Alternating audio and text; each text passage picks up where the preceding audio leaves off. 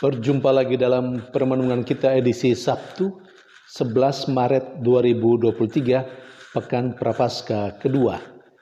Bacaan-bacaan liturgi hari ini, bacaan yang pertama dari kitab Nubuat Mika bab 7 ayat 14 sampai 15, ayat 18 sampai 20, dan bacaan Injil dari Injil Lukas bab 15 ayat 1 sampai 3, ayat 11 sampai 32.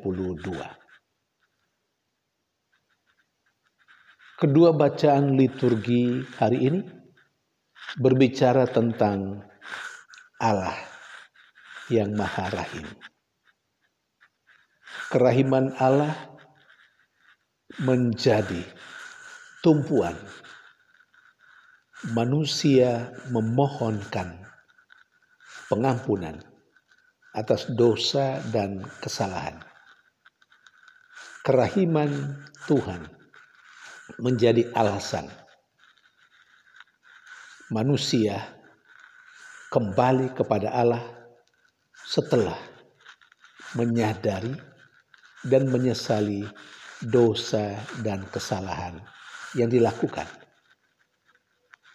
Kerahiman Allah nampak dalam sikap Allah yang tidak pernah mengingat lagi kesalahan dan dosa yang dilakukan manusia.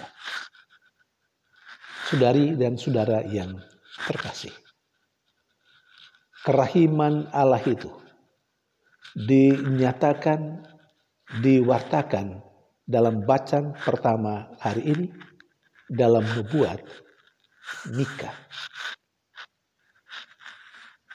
Nabi Mika pasti atas nama umat Israel memohonkan kerahiman Allah, belas kasihan Allah untuk mengampuni dosa dan kesalahan bangsa Israel. Sementara dalam bacaan yang kedua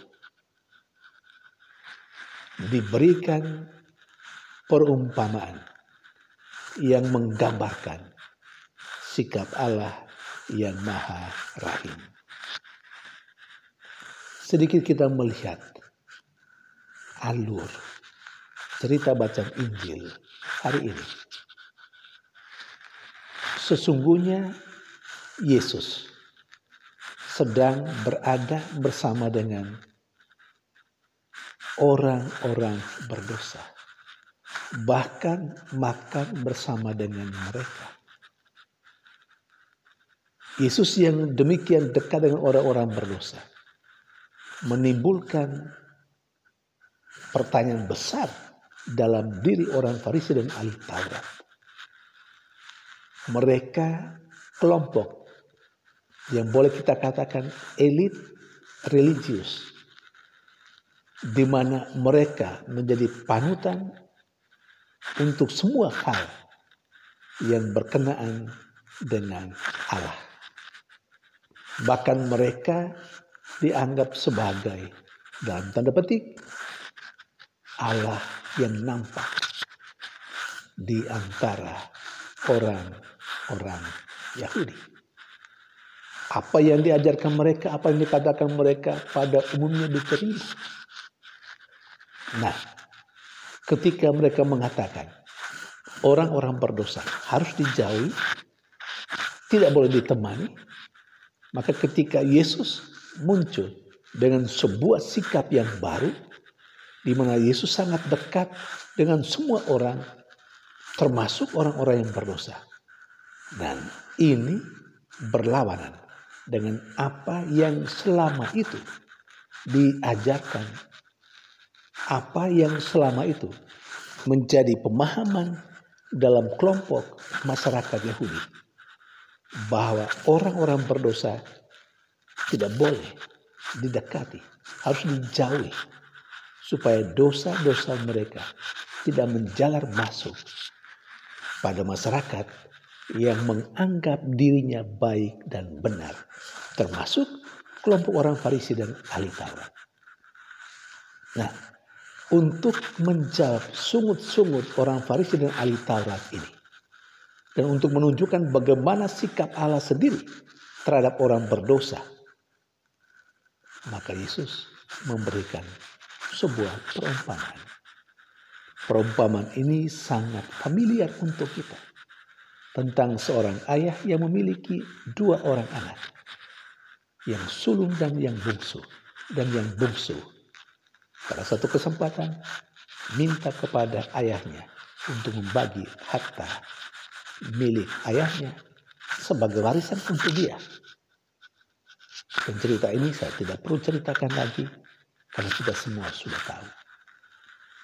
Tetapi intinya, karena perumpamaan ini menggambarkan kerajaan Allah, intinya adalah ketika anak bungsu itu berfoya-foya hidup di luar sana, dan dia pada akhirnya tidak punya apa-apa lagi pada kesempatan yang paling kritis dalam kehidupannya, di mana dia tidak mendapat makan dan minum, dan dia harus bekerja untuk mendapat makan dan minum itu, dan dia makan dan minum makanan yang diberikan untuk babi-babi.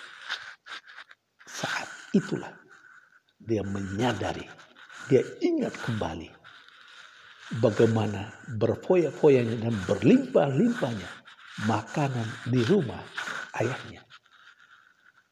Dia menyadari bahwa di rumah ayahnya ternyata jauh lebih baik. Lalu kemudian dia menyesali itu dan dia ingin pulang kembali kepada ayahnya dengan sebuah ketekatannya. Dia mau katakan kepada ayahnya bahwa dia sudah bersalah dan berdosa terhadap surga dan ayah. Dan dia minta ayah menerimanya. Kalaupun menerimanya, jangan lagi menganggap sebagai anak. Ini sebuah ungkapan kesadaran dan penyesalan atas dosa dan menganggap tidak pantas lagi di hadapan ayahnya. Tetapi sikap ayahnya sangat berbeda. Saya juga tidak perlu bercerita. Tetapi intinya, ayahnya menerima kembali dan membuat sebuah pesta besar. Ini perumpamaan sekali lagi menegaskan betapa Allah yang Maha Rahim, yang akan menerima siapapun yang menyadari dosanya, yang menyesalinya dengan sungguh-sungguh, dan yang mau pulang kembali lagi ke jalan Allah. Saudari dan saudara yang terkasih, Allah yang Maha Rahim, yang diminta belas kasihannya oleh Mika mengatasnamakan bangsa Israel dalam bacaan pertama hari ini, menjadi nyata dalam diri Yesus Kristus yang hadir, yang dekat, bahkan yang makan bersama-sama dengan orang-orang yang dianggap sebagai orang berdosa oleh kelompok orang Farisi dan ahli Taurat. Yesus menunjukkan Allah hadir dalam dirinya dan Allah sama sekali memiliki sikap yang sangat lain, sangat berbeda dengan kelompok orang Farisi dan ahli Taurat, kelompok elit religius itu.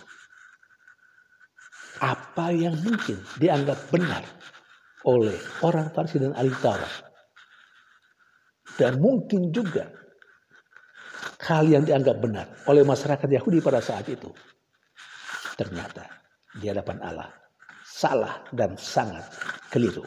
Dan itu dinyatakan oleh Yesus sekali lagi melalui perumpamaan dalam bacaan Injil hari ini.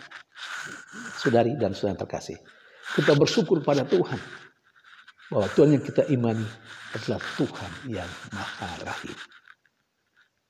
Siapapun di antara kita, sebagai manusia kita berdosa.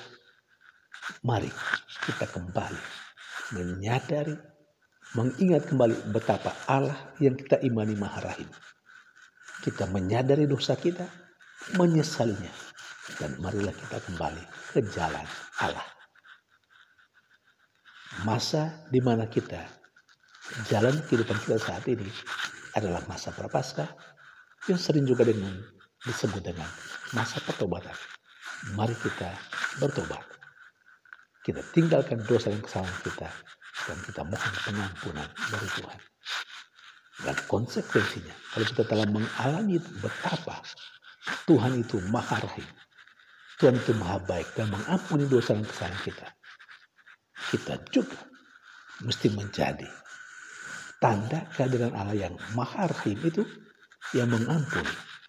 Karena siapa tahu ada sesama kita yang berdosa dan bersalah kepada kita. Mari kita maafkan. Bahkan kita harus mengampuni.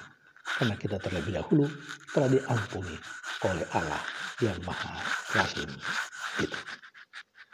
Dan yang kedua, mari kita menerima siapapun dalam kehidupan masyarakat.